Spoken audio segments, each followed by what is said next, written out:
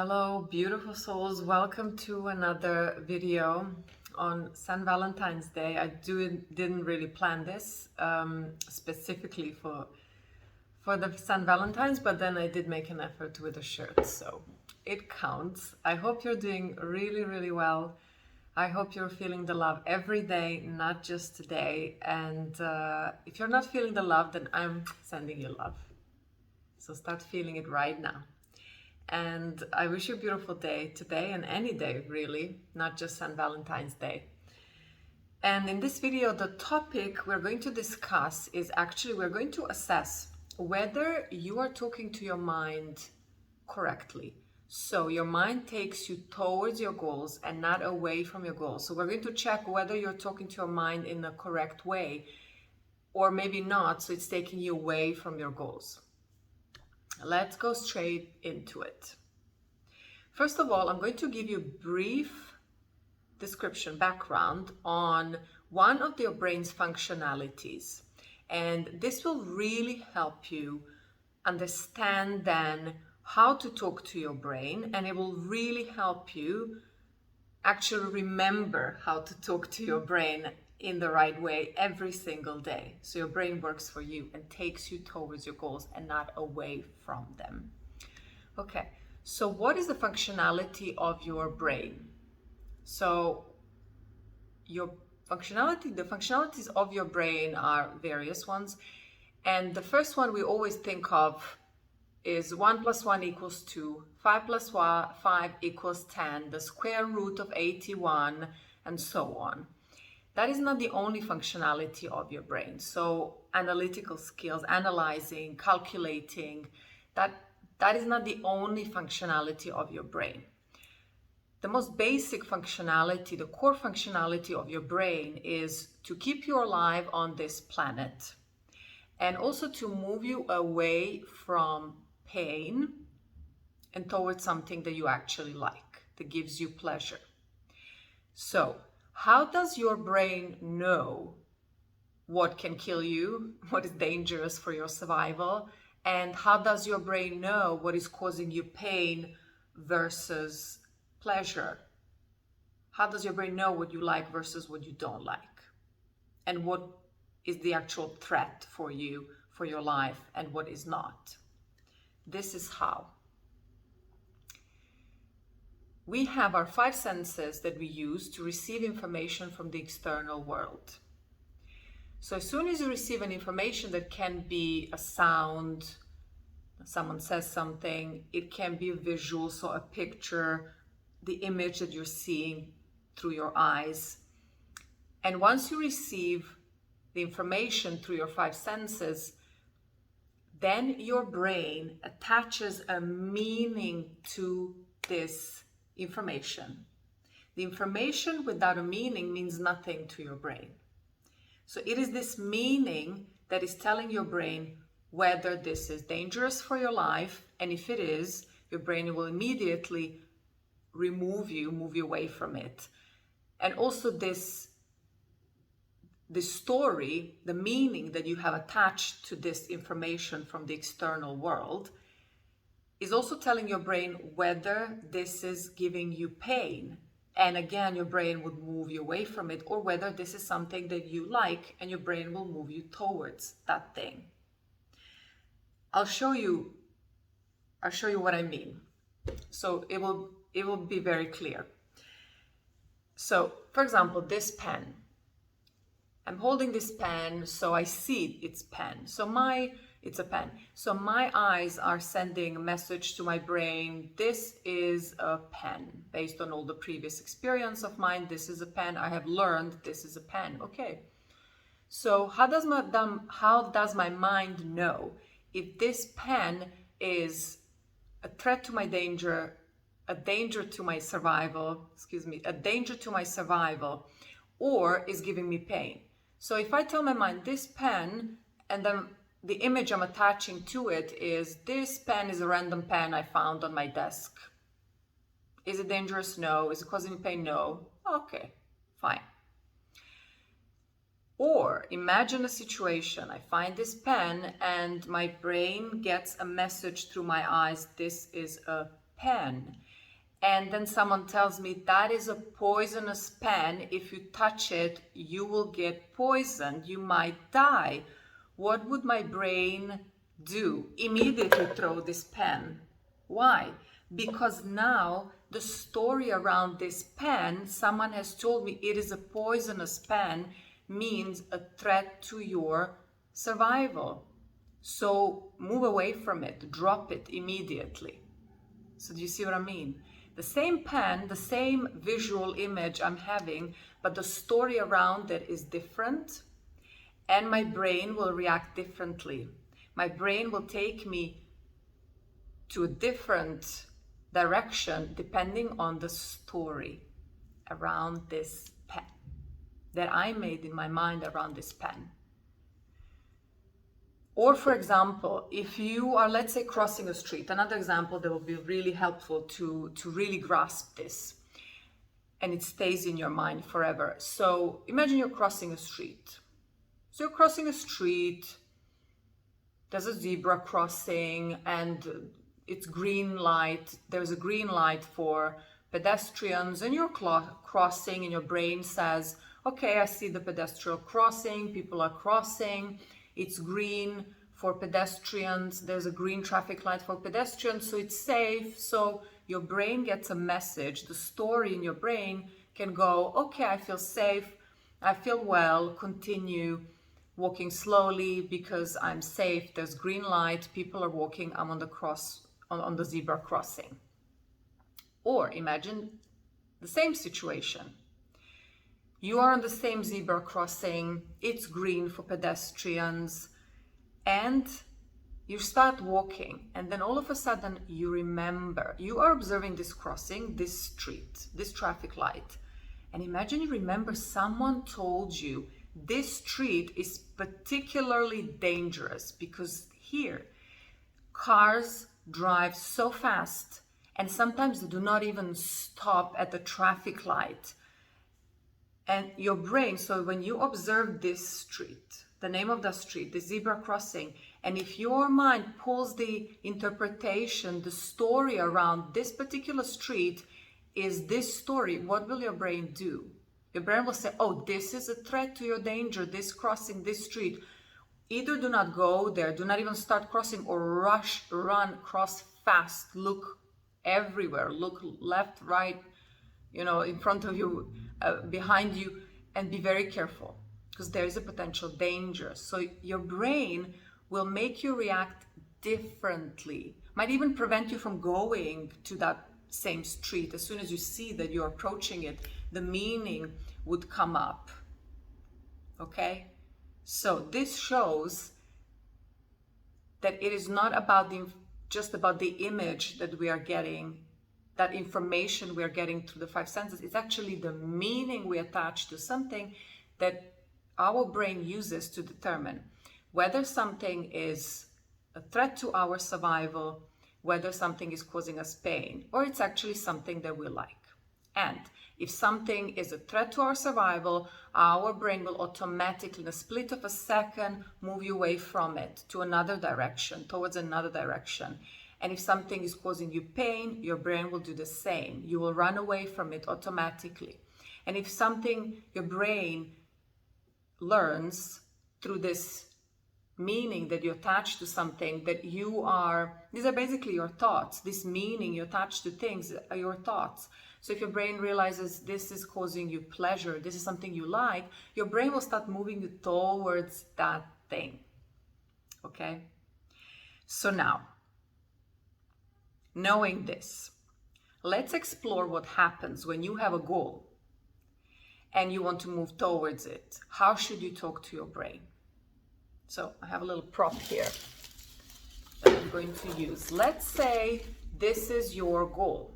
This is your goal, and this is you, and this is you moving, let me do it this way. Yeah, this is you moving towards your goal. This is you moving away from your goal, okay? So let's say your goal is to start exercising. Very popular in January, maybe also in February, before the St. Valentine's. So imagine your goal is to start exercising.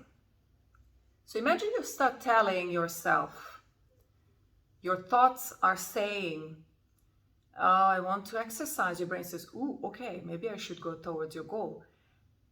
And then you say, yeah, but I don't like it. It's so boring. I really don't want to go to that gym. I really don't like it. Hate exercising. Your brain goes, oh, you just told me this is causing you pain. We're going to go away from this thing. So you are not going away from your goal because you told your brain that your goal is causing you pain. So your brain is automatically going to take you away from it. So you're sending mixed signals to your brain. First you say, oh, I really want to exercise. So your brain is ready to motivate you, to give you the energy boost so you can go and exercise. But then you say, well, it's killing me. I don't really want to go. It's so boring. I would rather sit on the sofa. Okay, you told me this is not giving you pleasure. This is giving you pain. I'm moving you away from it. Another example, let's say you want to stop eating chocolate. The same thing. You say, oh, I really want to stop eating chocolate. So your brain gets ready. Okay, are we doing this? And then you say, yeah, but I love chocolate. I love chocolate. So remember, this is your goal. Stop eating chocolate. But it's giving me pleasure. It's so nice when I eat chocolate. It makes me happy. So your brain says, oh, well, you're telling me continuing eating chocolate is making you happy. Let me take you to this place where you continue eating chocolate. Let's take another example. For example, relationships. If you keep saying to yourself, I am only attracted to bad men, bad women, the worse they are, the more I love them, I'm just attracted to them. And what is your goal? Your goal is, you tell your mind, I would really love a loving relationship. I would really love to be in a relationship where I'm respected. It's a loving relationship full of understanding and freedom, and we are uplifting each other. So this is your goal. So your brain says, ooh, oh, okay, let's go there. But then you say, but I love, so this is a good woman, good man. This is your goal. And good in a way that it actually is bringing you this relationship that you want, that you just described. So your brain is ready to take you there. But then you say, but no, but I love bad men. I just love bad women. I just love bad women. Your brain says, oh, but you just told me you love bad women actually. Let me take you there. So the way you are communicating with your brain is taking you away from your goal. So I know this might be something that was happening in your past, that you had past relationships, maybe more than one, maybe 2, 3, maybe more than 3 of them with a bad man or woman. But if you want to change that in the future, you need to change how you talk to your brain. You need to start telling your brain what you actually want, so your brain will take you there. Don't tell your brain what you don't want. So you have to tell your brain what you want is making you happy. It is what you want. Okay? So your brain will take you there. Let's take another example. You want a new job. So you applied, you sent your CVs everywhere, and now they're calling you for an interview. So you say, well, this job, so your goal is, this is your interview. Your goal is your interview, or actually succeeding at your interview, okay? Doing your best, showing yourself in your fullest glory at that interview. That's your goal. And then, so you tell your brain, oh, I really want this job. It's so good. If I could get this job. So your brain goes, ooh, okay, should we go there? Your brain is ready. And then you say, yeah, but I'm not good enough. I know I'm going to just fail this interview. I'm going to forget all the facts. My brain is going to just get all foggy and I'm not going to succeed this. I just know it. So, by the way, your brain takes everything literally. Everything you say, your brain doesn't know it's a joke. Your brain doesn't know it's sarcasm. Your brain doesn't know that you really mean it. Your brain takes it literally. So you told your brain, I'm going to fail. So your brain is thinking you want to fail. Because your brain is thinking everything you're saying is what you want. It's an order for your brain to take you there. So your brain starts taking you away from from this goal of yours, which is being really good at this interview. So instead of if you tell your brain, look, I really want to do my best at this interview. I want to be focused. I know I can do this. Laser focus. Your brain's going to go, we've got this. I've got you. When that interview starts, when you go through that door, make sure you are sharp. You have all the information you need. I've got you. So your brain is taking you towards your goal. And if you tell your brain, well, I know I'm just going to mess up, my brain is going to become all foggy, your brain goes, well, it's okay. You want your brain to be foggy, you want not to perform well, okay. I'll make you behave exactly that way at that interview. You told me that's what you want. So your brain is actually taking you away from your goal, thinking that that is what you want. So changing how you talk to your brain changes everything. Changes everything. Or for example, cigarettes. I had a client once who literally told me, so she wanted to stop smoking. So her goal is to stop smoking, okay? So your brain goes, oh, okay, are we doing this? Are we doing this? And by the way, your brain really wants to help you. Your brain is your friend. Your brain is here to work for you. Just like any other organ, your heart is here to pump your blood. Your belly is here to digest your food. They're all doing something for you, and so is your brain. But you need to tell your brain correctly what you want and know that this is the right way to talk to your brain. So, as I mentioned, I had a client, she wanted to stop smoking. So stop smoking is her goal. But then she told me, so her brain goes, okay, I'm ready. And then she said to me, well, my cigarettes are my best friend. I never had a lot of friends, and cigarettes are my best friend. So what it was and she was saying that to herself every single day.